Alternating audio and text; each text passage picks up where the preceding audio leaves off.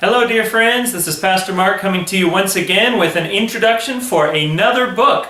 Believe it or not, we have already finished the shortest of the 4 books that we started with at the beginning of January. If you've been following along, you know what that book is, Ezra, which only had 10 chapters. We were moving straight from Ezra into Nehemiah, which is really a continuation of the story. In fact, I mentioned this in my introduction to Ezra back on January 1st, that some older translations of the Bible call Ezra Nehemiah. They really call it 1st Ezra and 2nd Ezra, kind of like we would have 1st and 2nd Samuel, 1st and 2nd Chronicles. They were viewed as so similar and so continuous that they were actually called 1st and 2nd Ezra. Well, why don't we do this anymore? It is because that even though these stories are concurrent and they interweave, they are written from different perspectives. Not surprisingly, this book that we're starting today is written by Nehemiah. Nehemiah did not go back to Israel with the first or the second wave of the exiles that we saw in the book of Ezra. And when we find Nehemiah here in the beginning, we see that he is still a cupbearer for the king Artaxerxes back in Persia. And so it's fascinating because he hears word that things are not progressing and are very difficult in Israel. And his heart is weighed down by this. We're going to discover in chapter 1.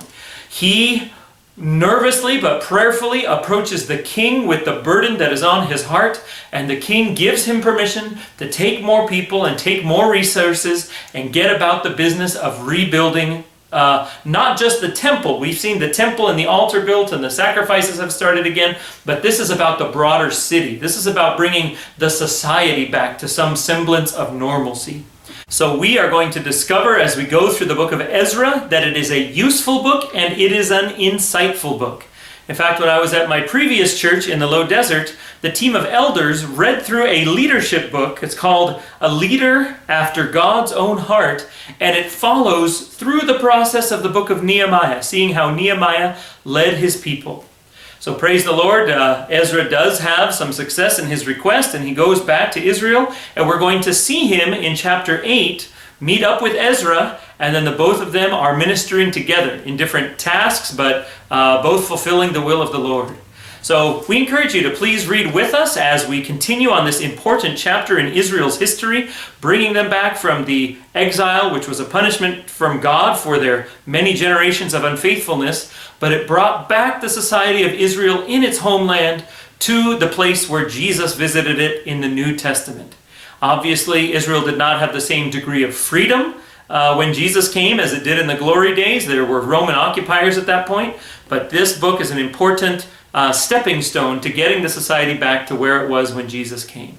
So, pray that you will read through this with us. Pray that you will be inspired by the heroic efforts of faithful people of generations past, that we can be inspired to be God's faithful generation here in these last days as well. Pray a blessing for you, dear friends. As always, don't hesitate to comment down below if you have any questions that I can answer. Look forward to seeing you in the daily videos as well.